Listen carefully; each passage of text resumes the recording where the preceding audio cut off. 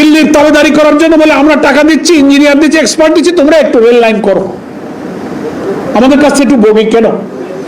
আমাদের কাছ থেকে নিয়ে একটা পাওয়ার স্টেশন বানাও। শ্রমিক আমার, তেল আমার, কয়লা আমার, ব্যবসা আমার, মাঝখানে তুমি হলো আমার গোলাম। এত আধুনিক সেতু, এটা সেটা, উপজেলা বিভাগ, কত কি হচ্ছে। যারা যখন ক্ষমতায় যায় সেই দলের প্রধানমন্ত্রী, বড় বড় মন্ত্রীদের বাড়ি যে এলাকায় হয় সেইখানেই বড় বড় ব্রিজ, বিভাগ, এটা সেটা, সেতু হয়। আজকের এই জাতীয় সম্মেলনে আমরা একথাও বলতে চাই যে সরকারকে আমরা অনুরোধ করতে চাই, আপনার ট্রেড ইউনিয়ন অধিকারের কথা বলেন, গণতন্ত্রের কথা বলেন, মেহনতি মজলুম মানুষের দুঃখ কষ্টের কথা বলেন। এই যে কেন্দ্রীয় সভাপতি এখন বক্তৃতা করলো, শ্রমিকদের জন্য যে আইন অন্তর্বর্তীকালীন সরকার যে অর্ডিন্যান্স অর্ডারগুলো করলো, তো আপনারা তো ট্রেড ইউনিয়নটাকে সংকুচিত করে ফেলছেন। একটা প্রতিষ্ঠানে 3টার বেশি ইউনিয়ন রেজিস্ট্রেশন পাবে না। কেন পাবে না? স্বাধীন মুক্ত ট্রেড ইউনিয়ন অধিকারের জন্য কারখানা যত বড় হবে, শ্রমিক সংখ্যা বড় হবে, এখানে সংখ্যা সীমাবদ্ধতা দিয়ে আমাদের ট্রেড ইউনিয়ন অধিকারকে কখনো সংকুচিত করা উচিত নয়। প্রস্তাব হলো 5-এ, ওনারা এসে এখন সেগুলো বাতিল করে বল না 3-এই থাকবে। আপনারা বাইরে অধিকারের কথা বলবেন।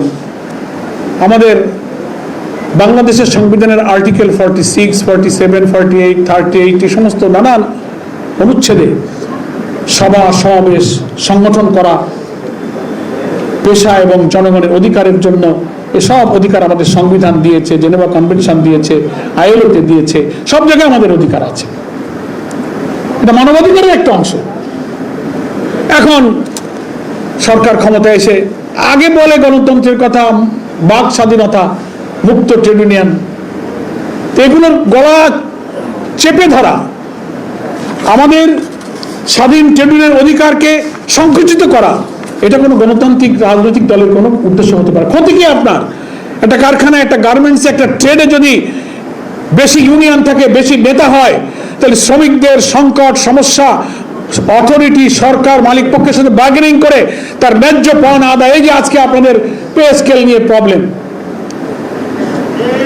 বাংলাদেশের সমস্ত জেলাগুলোতে কানেক্টিভিটি হচ্ছে না, রেলের যে দুর্নীতি হচ্ছে, রেলের আধুনিকীকরণ, রেলের স্টেশনগুলোকে আরো আধুনিক, সেই সাবেক পুরনো ভেঙে চুরে সব পড়ে যাচ্ছে।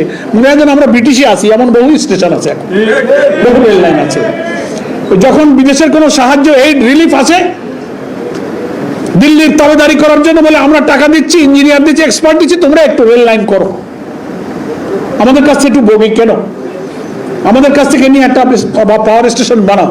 শ্রমিক আমার, তেল আমার, কয়লা আমার, ব্যবসা আমার, মাঝখানে তুমি হলো আমার গোলাম। এটার নাম স্বাধীনতা, গণতন্ত্র নয়। স্বাধীনতা গণতন্ত্র অর্থ হলো শুধু একটা ভূখণ্ড, একটা পতাকা, একটা জাতীয় সঙ্গীত নয়। আমার রাজনীতি, আমার ট্রেড ইউনিয়ন, আমার গণতন্ত্র, আমার নির্বাচন, আমার ব্যবসা বাণিজ্য, আমার সীমানা স্বাধীন থাকবে, আমার পানি সমস্যা, আমার বর্ডার সমস্যা, আমার ব্যবসা বাণিজ্য, আমার ট্রেড ব্যালেন্স, এই সব ব্যাপারে আমরা স্বাধীন থাকবো। কোন দেশের নির্দেশে আমার দেশ চলবে, এটার নাম স্বাধীনতা।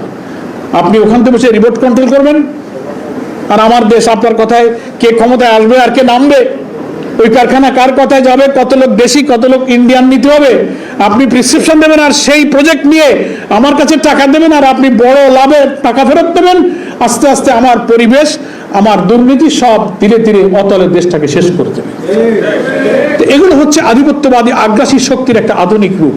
আমরা ভাবি কি যে না, দেশ তো স্বাধীন আছে, ওই যে 47-এ যে সীমানা পেয়েছে ওই তো এখনো আছে, সেই পতাকাই তো, আমরা বাংলাদেশ তো নাম স্বাধীন হয়েছি, আমাদের দেশ তো আর কেউ নেয়নি, না নেবে না।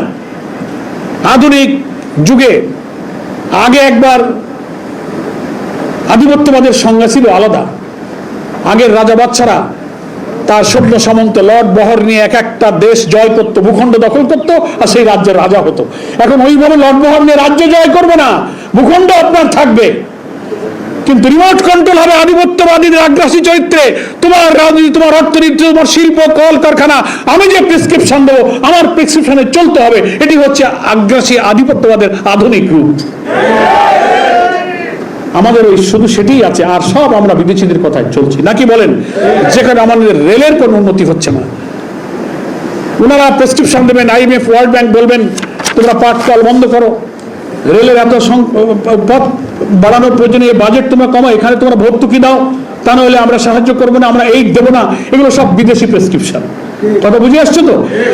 আর আমরা আপাতত ক্ষমতা গিয়ে ভাবি যে না এত বিলিয়ন পাইতেছি, তো নিলে তো আমার মন্ত্রী মিনিস্টার দলীয় লোকেদের ঠিকাদারি চাঁদাবাজি কিছু ভাগ তো তারা পাবে, রেলের কপাল যা আছে যাক গিয়ে আমরা কিছু নিয়ে নিই, তারপরে কত হাজার কোটি টাকা ঋণ ফেরত দিতে হবে ওইটা আমার দেখার দরকার নেই, ওটা পরে কপালে কি আছে যে আছে সে পরে দেখবে। এই করে সরকার আসে আর যায়, রেল তো আর তুলে নেওয়া যায় না। আমরা থাকি আমাদের কপালে দুর্ভোগ নিয়ে তিলে তিলে আমাদের এই পেশা, আমাদের এই খাত, বাংলাদেশের যোগাযোগ খাতের এত বড় একটা নেটওয়ার্ক, সেটাকে আজও আমরা আধুনিকীকরণ করতে পারলাম। বিশ্বের কত বড় জায়গায় আধুনিক রেলপথ, রেল যোগাযোগ শুরু হয়েছে। জাপানে আমার 2 বার যাওয়ার সুযোগ হয়েছে। জাপানের নাম তো শুনেছেন, জাপানের শিল্পোন্নত দেশ, ওখানে বুলেট ট্রেন আছে, ওদের রেল লাইন স্টেশন। আমি তো এসে ওই সময় এসে গল্প করেছি যে প্রতি 2 মিনিট 2.5 মিনিট পর পর ট্রেন আসতেছে, আপনি স্টেশনে থাকতেছেন, কোনো টিকিট মাস্টার নাই, কাউন্টার নাই, আপনি ওখানে কার্ড দেবেন, দরজা খুলে যাবে, আপনি যেখানে যাবেন সেই টিকিট নিয়ে আপনি ওখানে দাঁড়াবেন, আপনার নাম্বারিং করা আছে প্ল্যাটফর্মে, ঠিক যেখানে যে নাম্বারে দাঁড়াবেন আপনার ওই কম্পার্টমেন্ট দরজা এসে ওই সোজা থামবে, ওটা খুলে যাবে, আপনি উঠে যাবেন, রেল ছাড়বে, আবার 2 মিনিট পরে এসে পরে আবার যাত্রী বহন করবে। দ্রুতগামী ট্রেন আছে, বুলেট ট্রেন আছে, 500 কিলোমিটার বেগে ট্রেন চলে।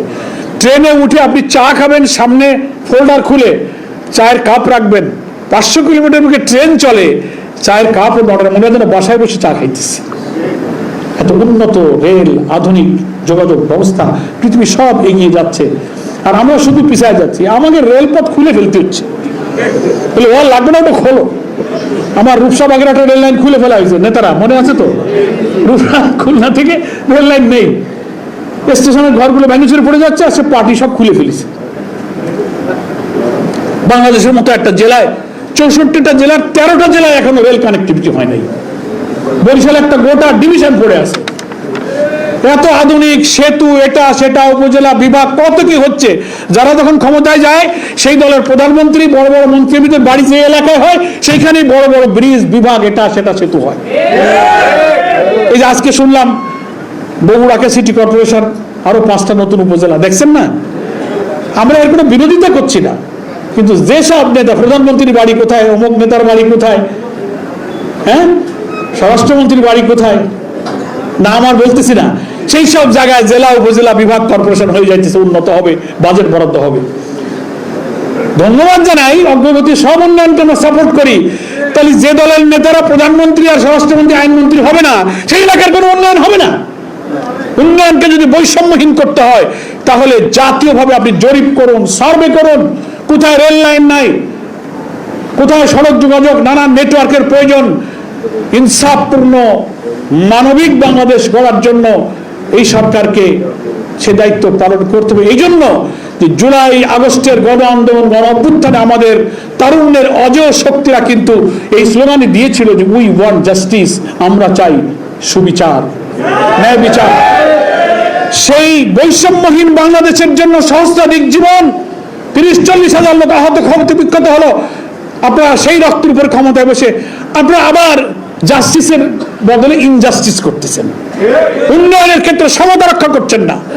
বৈষম্যহীনতার জন্য সংগ্রাম করলাম, আপনারা এখন সেই বৈষম্যপূর্ণ সমাজ গঠন করার চেষ্টা করছেন। সেই জন্য রেলওয়ে এমপ্লয়িজ লীগের আজকে যে কয়েক দফা দাবি পেশ করা হয়েছে, পে স্কেল এবং সেখানে কর্মরত শ্রমিক কর্মচারীদের নানান পেশার নানান ধরনের যে সমস্ত অসুবিধা, দাবি দেওয়াগুলো, আপনারা সেগুলো অবিলম্বে এই সরকার মানবেন। সামনে 7ই জুন থেকে বাজেট অধিবেশন শুরু হবে। রেল খাতকে সমৃদ্ধ, সংস্কার, বিকশিত করার জন্য রেলের শ্রমিক কর্মচারীদের যে দাবি দেওয়া, তাদের যে সমস্ত বঞ্চনা, শোষণ, জুলুম থেকে মুক্ত করার জন্য একটা আধুনিক রেল গড়ে তোলার জন্য প্রয়োজনীয় বাজেট বরাদ্দ দিয়ে আগামী বাজেটে বাংলাদেশের রেলকে বিশ্বের বুকে একটা আধুনিক রেল হিসেবে গড়ে তোলার প্রস্তাবনাই সরকারের পক্ষ থেকে আসতে হবে। বাংলাদেশ রেল এমপ্লয়িজ লীগের এই জাতীয় সম্মেলনে আমি সরকারের কাছে আমি সেই দাবি জানাচ্ছি। আজকে 1000-এর উপরে ট্রেড ইউনিয়ন শ্রমিক কল্যাণ ফেডারেশন অধীনে অ্যাফিলিয়েটেড হয়ে গেছে। রেলকে আপনারা সম্প্রসারিত করুন।